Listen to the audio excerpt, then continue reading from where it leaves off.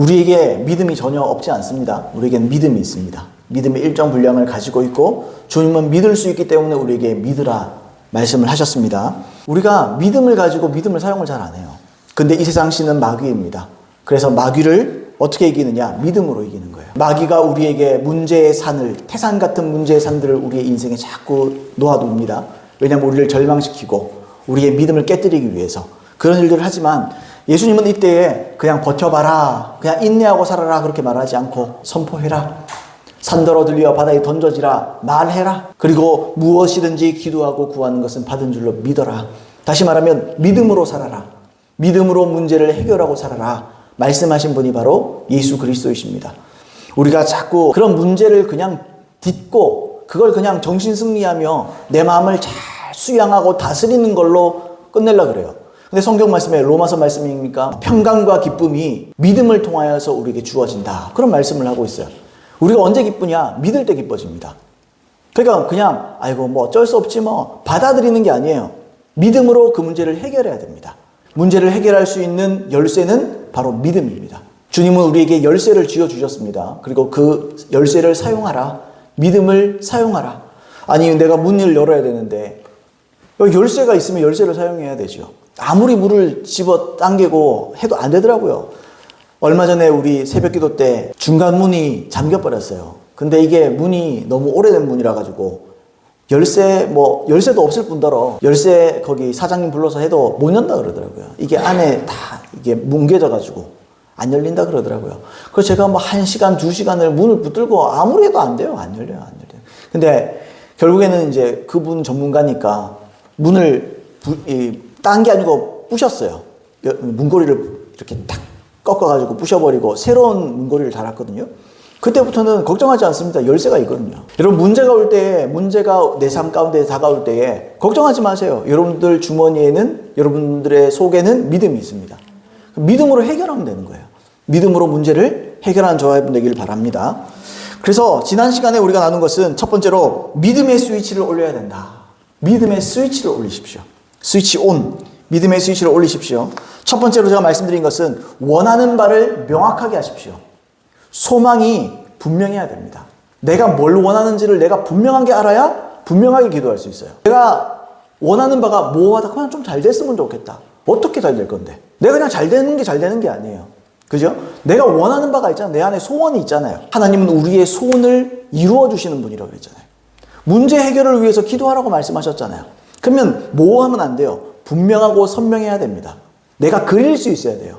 내가 그 응답을 받았을 때에 내가 어떤 모습일지, 내가 어떤 삶을 살아가야 될지에 대한 청사진을 내가 가지고 있어야 돼요. 자, 두 번째는 말씀에서 믿음의 근거를 찾아야 됩니다. 말씀에 뭐 믿을 근거가 없는데 그냥 믿는다. 그건 맹신이죠. 맹신. 그냥 내가 그냥 우기는 거예요. 우기는 거. 그건 말 그대로 우기는 거에 불과한 겁니다. 근데 하나님의 말씀은 우리에게 약속이 있어요. 약속. 우리에게 어떠한 약속을 주셨다고요.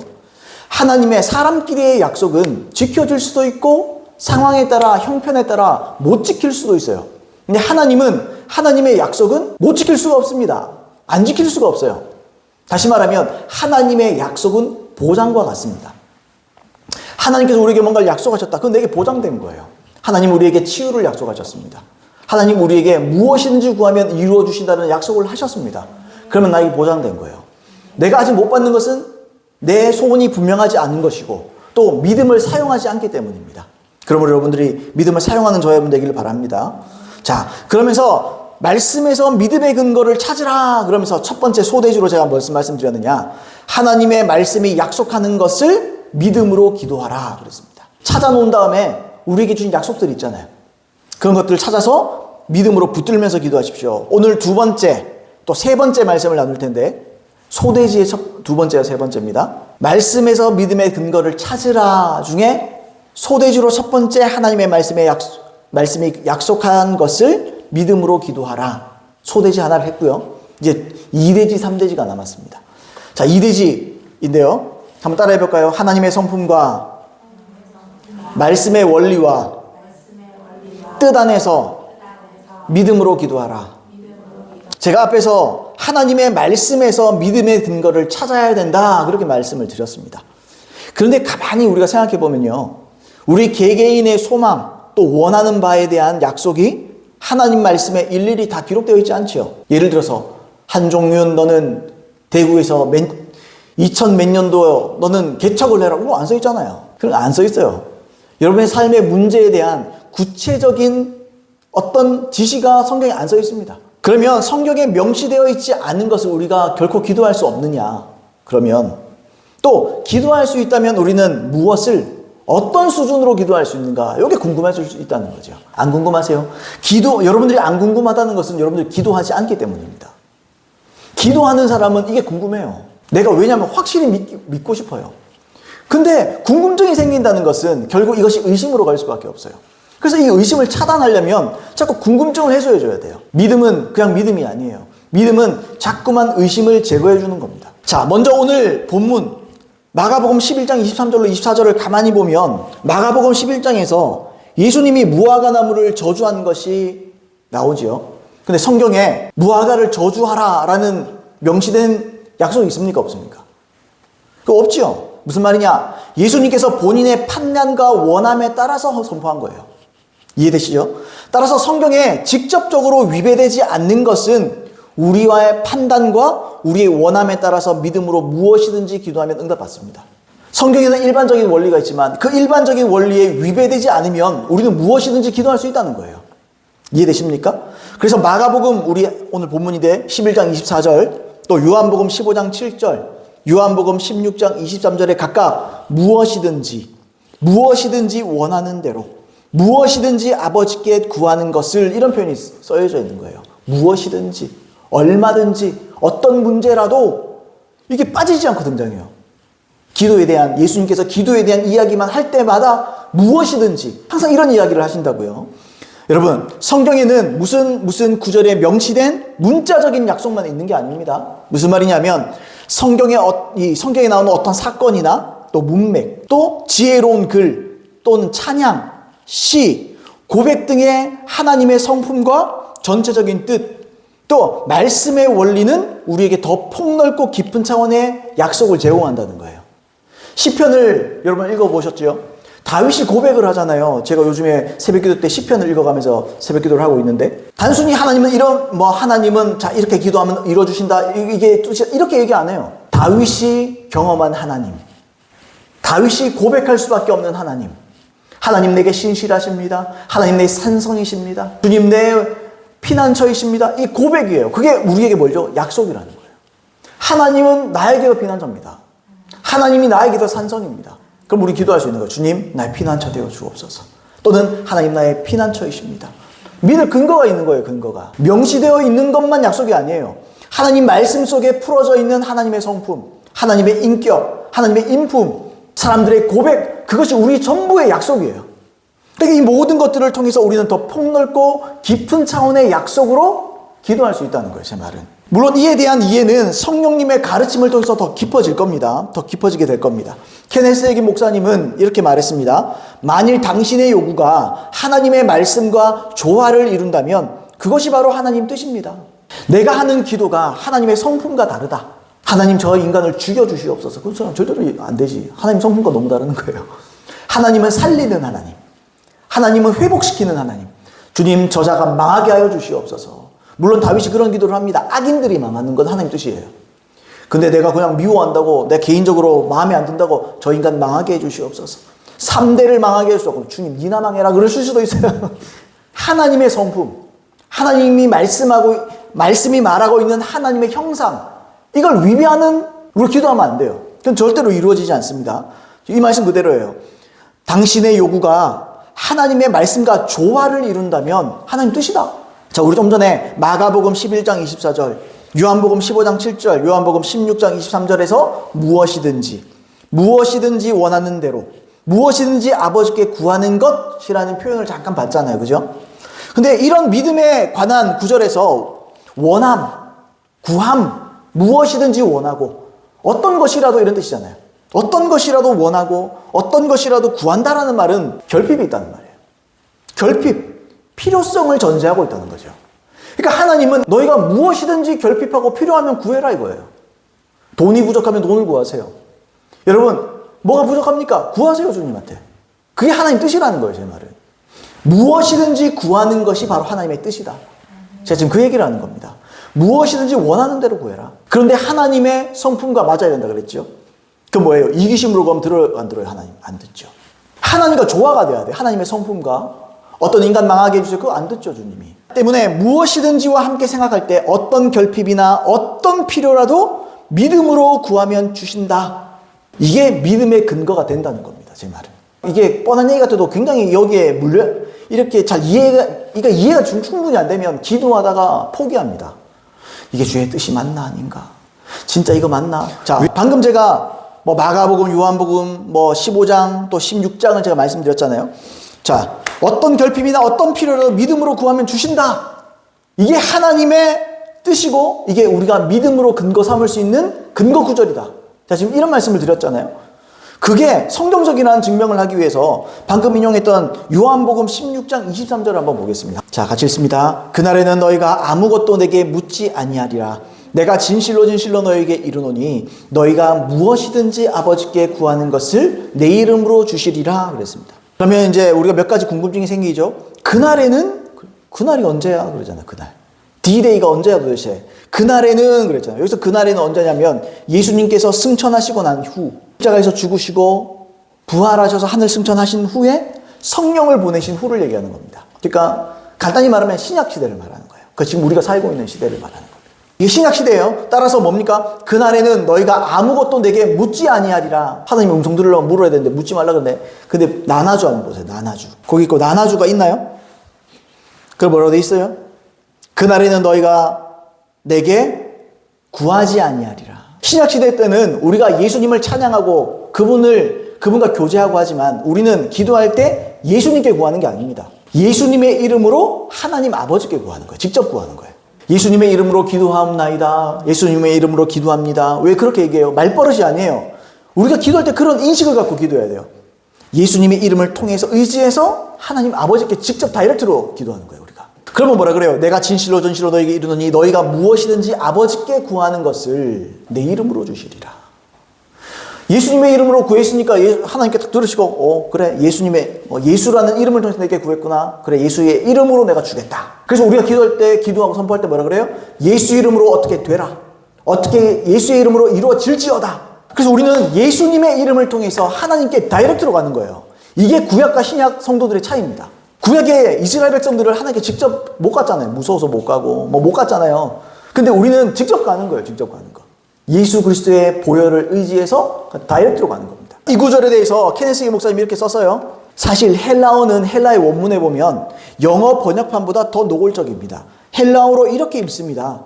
너희가 무엇이든지 너희의 권리로 요구하는 것은 이것은 부탁이 아니라 부탁하는 구함이 아닙니다. 뭐라고요? 권리라고요. 뭐가 권리인데요? 예수님의 이름으로 하나님께 기도해서 무엇이든지 문제를 가지고 기도하는 것이 우리의 권리입니다. 지금 그걸 얘기하는 거예요. 여러분 한번 따라해 볼까요? 기도는 권리다. 기도 안 하면 안 된다. 그게 억지로라도 기도. 이게 아니에요. 권리예요. 권리. 이게 엄청난 권리예요. 세상 피조물 중에 사람처럼 하나님께 다이렉트로 나아갈 수 있는 존재가 없어요. 여러분 기도가 엄청난 겁니다. 기도가 놀라운 겁니다. 예수님의 이름을 통해서 우리가 하나님과 연결되는 거예요. 세상에 이런 존재가 없어요. 사람밖에 없어요. 우리의 권리로 무엇을 묻고 요구하든지 간에 예수님께서는 내가 그렇게 해주겠다라고 말씀하셨습니다. 우리의 목적을 달성하는 데에 있어 어려움을 겪고 있을 때 사탄에게 경제적인 부분에서, 여기는 경제적인 부분을 얘기했지만 모든 것 마찬가지입니다. 손을 떼라고 요구할 수 있는 권한이 우리에게 있습니다. 우리의 필요가 무엇이든지 간에 그 필요를 충족시키기 위해 그리스도 안에서 구하고 요구하는 것은 우리의 특권이자 권한입니다. 부족하십니까? 결핍입니까? 구하세요. 그게 뜻이에요. 주님의 뜻. 영어로 말하면 그 권한을 안 쓰면 하나님이 답답해요. 저 뭐하노 저거. 그만 좀 구하라 그러는데 뭐하노. 이재용이 있다. 자기 아들이 맨날 피죽도 못 먹고 산다. 그러면 이재용이 답답하지 않겠어요? 저 바보 아이가 저거. 그 사람들의 카드가 보통 카드겠어요? 제일 좋은 카드 있다면서요? 난 몰라요 그런 거. 그런 좋은 카드 있다면서요? 세계에 몇 사람한테 안 주는 그런 카드 안 주겠어요? 먹고 싶은 대로 먹어라. 먹고 싶은 대로 먹고 부족함 없이 살아라. 얼마나 답답해요. 자기 아버지가 재벌인데 자식이 매달 선한 척, 착한 척 하면서 그 바보예요, 그거는. 우리에게 주어진 고난을 사용하지 않는 것은 멍청한 겁니다. 우리는 반드시 그걸 사용해야 돼요. 여러분, 기도하시기 바랍니다. 고난을 쓰시기 바랍니다. 자, 또 이렇게 썼습니다. 이제 요한복음 16장 23절에 무엇이든지에 초점을 맞춰보겠습니다. 우리는 종종 기도에 대한 응답을 믿는다고 하면서 그것이 주의 뜻이라면 이라고 전제를 말합니다. 자, 무엇이든지 그랬는데 그렇게 믿으면서도 거기에 토를 하나 단다는 거죠. 무엇이든지 그랬는데 그것이 주의 뜻이라면. 여기 자꾸 토를 단다는 거예요, 우리가. 하지만 이 말은 전혀 앞뒤가 맞지 않는 말입니다. 반대로 성경은 무엇이든지 아버지께 구하는 것을 내 이름으로 주시리라고 말씀합니다. 그것은 분명 하나님의 뜻임이 틀림없습니다. 그렇지 않고서 예수님께서 그리 말씀하시지 않으셨을 것입니다. 예수님은 아버지께서 우리의 기쁨을 충만하게 하고자 우리가 구하는 모든 것을 주신다고 말씀하셨습니다. 그렇게 말했어요. 우리는 기도하면서 주의 뜻이라면 되겠지 이렇게 전제하고 자꾸 기도해요, 우리가. 근데 성경은 무엇이든지 아버지께 구하는 것이 주의 뜻이라고 말하는 거예요. 이게 대전제예요. 근데 자꾸 대전제를 갉아먹는 거예요, 우리가. 그래도 주의 뜻이라면. 그렇다면 아니면 안 되고, 내가 이렇게 무엇이든지 구하라고 적혀 있지만 그래도 이 무엇이든지 안에 주의 뜻이라면을 자꾸 섞는 거예요. 그게 응답이 안 돼요. 그래서 우리가 응답받아 기쁨이 충만하게 되는 것이 주의 온전한 뜻이다. 무엇이든지 구해서 그렇게 응답받는 게 아멘입니까? 근데 사람들이 성경을 좀 알면 반론이 있다고요. 반론할 수 있어요. 의문을 가질 수 있습니다. 그게 뭐냐면 이런 거지요. 근데 목사님 한번 보십시오. 요한일서 5장 14절을 안 읽어봤습니까? 거기에 보면 뭐라고 되어 있느냐? 분명히 그의 뜻대로 무엇을 구하면 듣는다. 그렇게 말하지 않았습니까? 그러니까 제한적인 표현이 있지 않습니까? 무엇이든지라고 예수님이 말씀을 했지만 요한일서에 보면 5장 14절로 15절 이 말씀 때문에 많은 사람들이, 저도 마찬가지고 많은 사람들이 이것 때문에 자꾸 제한을 겁니다. 제한을. 그를 향하여 우리가 가진 바 담대함이 이것이니 그의 뜻대로 무엇을 구하면 들으심이라. 우리가 무엇이든지 구하는 바를 들으시는 줄을 안즉 우리가 그에게 구한 그것을 얻은 줄을 또한 아느니라. 여러분 14절에 뭐라고 되어 있죠? 그의 뜻대로 무엇을 구하면 들으심이라. 무엇이든지 앞에 뭐 하나가 들어갔잖아요. 뭐냐면 그의 뜻대로 이렇게 되어 있어요. 그의 뜻대로 무엇을 구하면 들으심이라. 15절 우리가 무엇이든지 구하는 바를 들으시는 줄 안지. 그러면 15절에 우리가 무엇이든지라는 말 앞에 뭐가 붙어요? 그의 뜻대로 무엇이든지 구하는 것은 이라는 그죠? 제한이 생긴다는 거예요, 제 말은. 그러면 우리가 기도할 때 어떻게 구해요? 기도하다가도 안 되면, 왜냐하면 내가 믿음으로 서서 그걸 기다려야 되는데, 믿음의 의심을 말아야 되는데 이 말씀 자체가 나에게 의심을 주는 거예요. 이게 주의 뜻이 맞나? 주의 뜻이 맞을까? 이게 엄청나게 기도에 방해가 됩니다, 이 구절이. 제가 처음부터 지금 일관되게 주장하잖아요. 무엇이든지 구하는 것이 하나님의 뜻이다. 무엇이든지 원하는 대로 하나님께 구하는 게 뜻이다. 무엇이든지 아버지 앞에 구하는 것이 하나님의 뜻이다. 자, 그렇게 말하는데 여기에는 거기에 한계를 주는 겁니다. 한계가 있다는 거예요, 이 말씀을 읽으면. 그러면 우리 속에 의문이 싹 트죠. 그러니까 의문이라는 것은 결국 의심으로 계속해서 이게 발전합니다. 그래서 우리가 이 구절에 대한 답을 내려야 돼요. 도대체 이 구절이 무슨 뜻인가? 내가 처음에 그렇게 주장을 했는데 이 말씀을 보니까 그것도 아니네? 이러고 끝날 수 있다고요. 그러니까 여기에 대한 답을 해야 돼요, 제가. 분명히 사도 요한이 있는 그대로 문자 그대로 읽읍시다. 그죠? 분명히 사도 요한이 제안을 걸었습니다. 그의 뜻대로 무엇을 구하면 들으심이라. 제가 앞에서 주장한 것은 무엇이든지 구하면 들으심이라. 이건데 그의 뜻대로라는 제안이 지금 들어갔습니다. 이 부분을 보면 제가 앞에서 말했던 대로 무엇이든지 아버지께 구하는 것은 다 이루어 주신다라고 말하는 것을 너무 단순하게 그렇게 간단히 치부하기에는 제 주장이 좀 지나쳐요. 양심적으로. 그냥 눈 딱 감고 그렇게 믿으세요. 이렇게 할 게 아니에요. 양심적으로 설교 가르쳐야 성경을 가르치고 설교해야죠. 자, 그러면 우리가 말씀 한번 따져봅시다. 그러면 여기에서 기록된 그의 뜻이 뭐냐 이거예요. 그의 뜻이 뭘까요? 이걸 여러 가지로 우리가 생각해 볼 수 있습니다. 첫 번째, 그의 뜻은 하나님의 말씀입니다. 그럼 말씀에 제한을 받겠다. 맞죠? 틀린 말은 아니에요. 두 번째, 여기서 그의 뜻은 성령님의 인도하심입니다. 이 그의 뜻이니까. 세 번째, 이것은 하나님의 경륜과 지혜입니다. 왜냐하면 영적인 세계는 우리가 모르기 때문에 하나님의 뜻은 최선의 뜻이 있고 차선의 뜻이 있어요. 온전한 뜻이 있고 허용한 뜻이 있는 거예요. 그건 나중에 설명을 할 거예요. 자, 네 번째, 이게 중요한데요. 그의 뜻, 이 말씀에서 그의 뜻은 문맥에서 보시면 개인의 영혼 구원을 말하는 것입니다. 제가 그걸 설명해 드리려고 그래요. 우리가 요한일서 5장 14절, 지금 방금 읽었던 5장 14절로 15절 말씀을 기도에 대한 구절로 인식하고 말씀을 읽습니다. 왜냐하면 말씀 다 비슷한 말씀들이잖아요. 구하는 거, 아버지들의 구하는 거, 이런 것들. 그래서 응답하신다, 얻은 줄을 또한 안다, 더 이상 구할 필요도 없다, 그냥 다 주님께 뜻대로 구하면 그냥 기도한 자체로 받은 걸로 믿어야 된다. 왜요? 15절에도 우리가 무엇이든지 구하는 바를 들으시는 줄을 안즉 우리가 그에게 구한 그것을 얻은 줄을 또한 아느니라.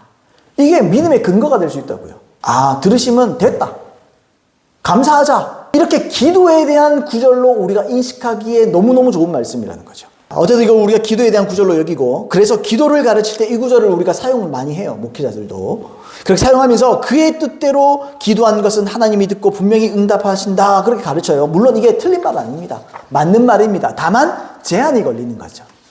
무엇이든지 앞에 한계가 있다는 거예요. 제한이 걸린다는 겁니다. 그런데 먼저 첫 번째로 여기서 이제 설명을 해드릴게요. 두 가지로. 첫 번째로 여기서 말하는 문맥의 주제 자체가 기도에 대한 내용이 아니에요. 앞뒤 문맥 찾아보세요. 기도에 대한 언급 하나도 없습니다. 첫 번째 내용은 기도에 대한 이야기가 아니에요. 이 단락이 13절부터 시작해서 17절까지 이어집니다. 근데 이 단락의 주제 자체가 뭐냐? 사망에 이르는 죄에 대한 구절이에요. 그래서 형제 중에 이 사망에 이르는 죄를 짓지 않은 형제들에게 그를 건지기 위해서 하나님께 구해라. 그리고 사망의 죄를 지은 경우에는 하나님조차도 어쩔 수 없으시다. 지금 그게 주제예요. 두 번째, 14절 우리가 읽었잖아요. 그의 뜻대로 무엇을 구하면 그랬잖아요. 여기서 무엇이 뭐냐는 거예요. 무엇. 이게 헬라어 원어에 보시면 티스라는 단어입니다. 티스라는 단어인데 이게 뭐냐면 어떤 사람, 누구든지 누군가, 사람에 대한 거예요. 그래서 무엇이 아무 것이나 이것저것을 얘기하는 게 아니고 사람에 대한 뜻이에요. 의미가. 어떤 사람, 누구든지, 누군가, 이런 의미예요. 그러니까 이걸 뭐겠어요? 그의 뜻대로 누군가를 구하면, 이런 뜻이죠. 따라서 이 구절은 어떤 기도를 해야 되는가라는 구절이 아니에요. 이건요, 사망에 이르는 죄를 짓지 않은 사람을 누구든지 그의 뜻대로 구원을 위해서 하나님께 구하라는 뜻이에요. 그러니까 이거는 기도에 대한 기도인데, 이건 무엇이든지 얻고 말고의 기도가 아니고 문제 해결의 기도에 대한 구절이 아니고, 사망에 이르지 않은 그 죄를 짓지 않은 사람을 하나님께 기도해서 그 사람을 빨리 구원받게 하라, 그 말을 하는 거예요. 그러면 15절처럼 15절에 그것을 얻은 줄 안다. 그것이 뭡니까? 여기서 그것이 그 사람을 얻는다는 거예요. 사망에 이르는 죄를 짓지 않고, 보세요. 분명히 사망에 이르는 죄가 있습니다. 예수 믿어도 사망에 이르는 죄를 지면 그 사람은 더 이상 회개 못합니다. 하나님도 어떻게 할 수 없어요. 그래서 여러분 조심해야 됩니다. 우리 수요 예배 때도 말이야, 성령 회방죄라든지 아니면 내가 많은 것들을 성장하고 경험을 했는데도 하나님을 진중하게 나는 당신을 부인합니다. 이러면 절대 그 사람 못 돌이킵니다. 그게 히브리서 말씀, 그리고 그죠, 성령 회방죄에 대해서 마태복음의 말씀 우리가 살폈죠. 근데 그런 죄를 짓지 않은 사람은, 형제 중에 그런 죄까지 안 간 사람은 타락을 했겠지요, 어느 정도. 근데 그런 사람은 구원할 수 있다는 거예요. 구해낼 수 있다. 어떻게 해요? 우리가 기도를 통해서, 중보를 통해서. 따라서 우리는 영혼 구원을 위해서 담대하게 기도해야 됩니다. 따라서 이해되시죠? 확신을 가지고 복음을 전해야 돼요. 쭈뼛 믿겠나 안 믿겠나 그러지 말고 이 말씀 그대로 들으신 줄 안즉 우리가 그에게 구한 것을 얻은 줄을 또한 아느니라. 하나님께서 이 사람을 영혼을 받으셨다라는 믿음을 가지고 복음을 전해야 되고 전도를 해야 되는 거예요. 확신 갖고 복음 전해야 됩니다. 그래서 수많은 영혼들이 구원받게 되기를 간절히 바랍니다. 따라서 요한복음 16장 23절에 무엇이든지 아버지께 구하는 것은 문자 그대로 하나님 뜻이 맞아요. 그러니까 이 구절은 무엇이든지라는 문제 해결을 위한 기도에 대한 말씀 구절이 아닙니다. 그러니까 이걸 갖다가 거기다 갖다 붙이니까 제한이 생기는 거예요. 제한이. 자, 그래서 여러분 하나님의 뜻대로 무엇이든지 구하시기 바랍니다. 하나님의 뜻입니다. 그 대신 아시죠? 하나님의 성품과 맞지 않는 것, 욕심, 정욕, 이기심, 뭐 어떤 복수, 이런 걸로 구한 거 좀 안 들어주십니다. 또 뭡니까? 내 분에 넘치는 기도, 내 믿음의 분에 넘치는 기도들이 있어요. 내가 감당할 수 없는 믿음이 넘치는 것들이 있죠. 주님, 내게 로또를 허락하여 주시옵소서. 불로서도 안 좋아하십니다. 땀을 흘려야 됩니다. 아담에게 네가 땀을 흘려야 땅의 소산을 먹는다 그랬잖아요. 땀을 흘려야. 세 번째로 한번 따라 해볼까요? 성령님의 도우심을 따라 믿음으로 기도하라. 앞에서 우리가 방금 앞에 거 말고 그 전에 우리가 목적이 분명하지 않으면 믿을 수 없다 그랬어요. 제가 목적이 분명하지 않으면 믿을 수 없다. 소망이 분명하지 않으면 믿을 수 없다. 그런데 우리가 인생을 살다 보면 뭔가 문제가 있음에도 말씀이 구체적으로 말하고 있지도 않고 또 어떻게 적용해서 기도해야 될지 알 수도 없고 판단이 안 설 때가 굉장히 많습니다. 치유, 뭐 아픈 거 주의되지 않, 당연하지. 그럼 바로 믿을 수 있어요. 근데 무엇이든지라는 말은 제한은 안 걸려있지만 조금 더 모호해질 수 있는 거예요. 그럼 우리가 어떻게 기도하냐면 기도해도 모호하게 기도해요. 주님, 그 문제 잘 해결되게 해주시옵소서. 아시지요, 아시지요. 옛날에 기도 그랬다고요. 권사님들 옛날에 새벽에 기도하면 주님 아시지요, 아시지요, 아시지요. 그 자기는 몰라. 뭐 그렇게만 기도해요. 그 아시지요 하나 끝나요 그냥. 그러면 모호해지는 거예요. 모호해지는 거예요.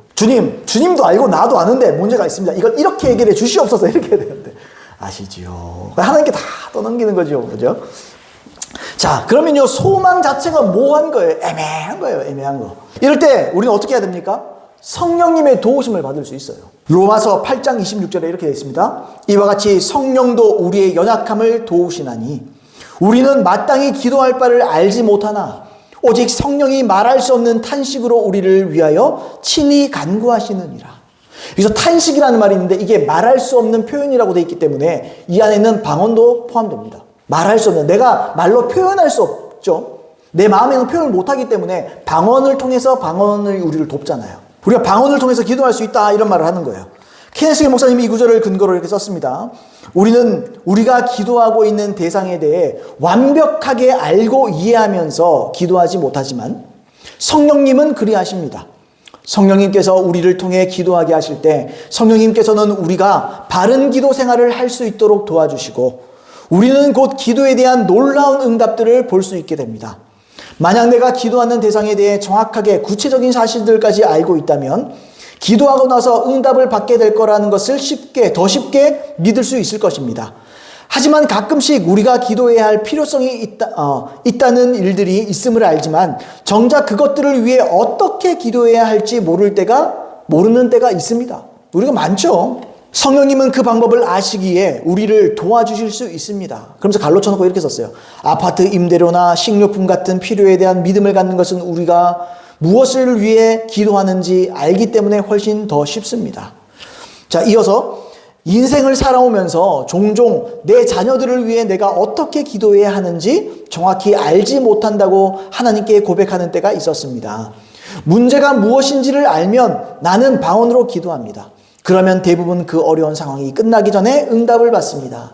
그러니까 하나님께 그렇게 고백하고 하나님 앞에 기도하면서 기다리면 하나님께서 어떻게 기도해야 될지를 가르쳐 주신다는 거예요. 때로는 음성을 통해서, 때로는 감동을 통해서, 때로는 환상을 통해서, 때로는 꿈을 통해서. 그래서 혜기 목사님도 마찬가지예요. 혜기 목사님이라고 다 아는 게 아니잖아요. 사람은요 다 모릅니다. 근데 하나님은 모든 미래와 모든 상황을 다 아셔요. 그러니까 우리에게 최선이 뭔지를 다 아는 거예요. 우리가 어떻게 기도해야 되는지를 하나님은 모든 것을 다 압니다. 싹 다 알아요. 내 안에 계신 성령님께 물어봐야 되는 거죠. 분명히 이 일이 잘 풀리는 것이 하나님의 뜻인 것을 믿으면서 기도해야 되죠.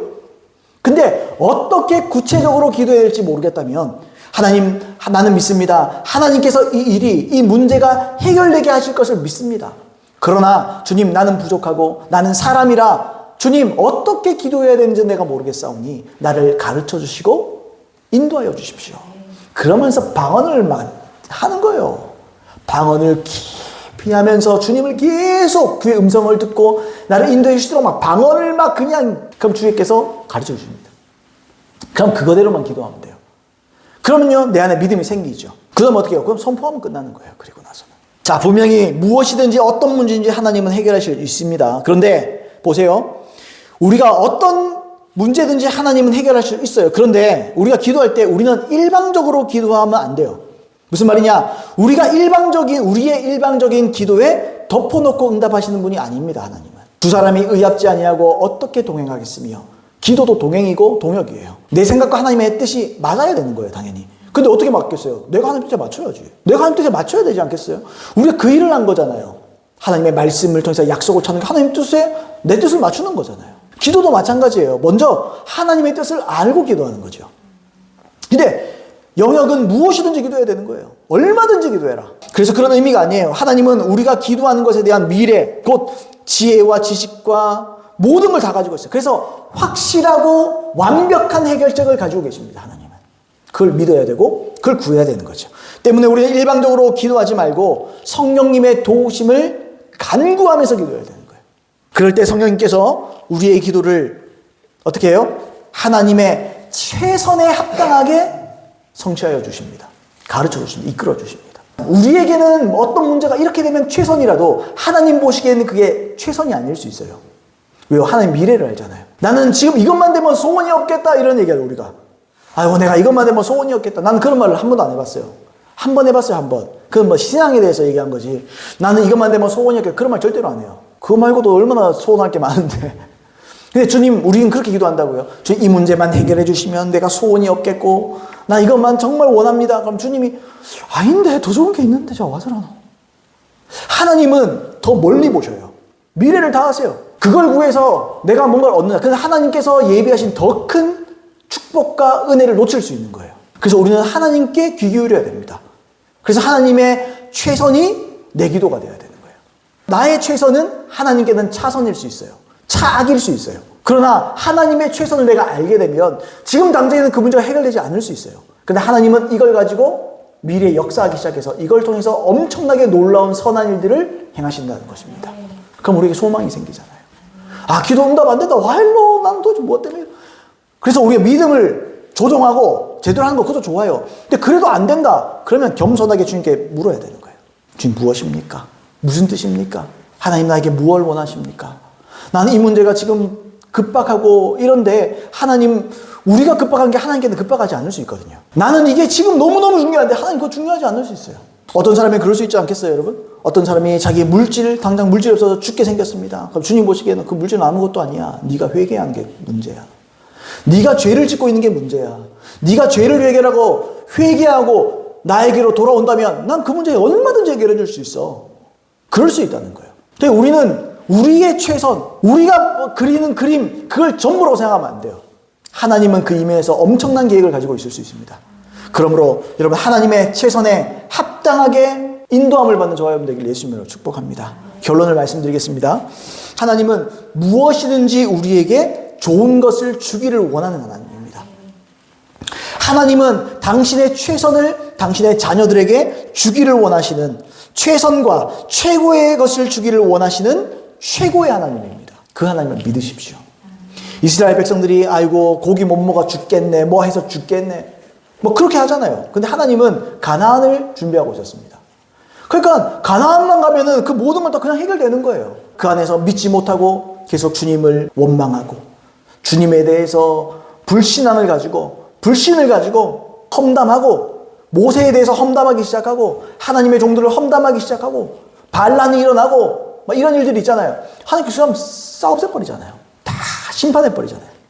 그리고요 가나안 땅에 들어갔을 때 하나님께서 말씀하신 그대로 젖과 꿀이 흐르는 땅으로 주님께서 인도하지 않았습니까? 그죠? 그러면 우리 삶 가운데 당장 하나님의 물론 우리는 응답받을 거예요. 무엇이든지 기도하세요. 하나님은 최고의 것을 여러분께 준비하고 있습니다. 그걸 믿으십시오. 여러분 내후년은 앞으로 5년 10년은 엄청난 일이 있을 겁니다. 여러분 삶 가운데. 왜요? 하나님은 최고의 것을 준비해 놨습니다.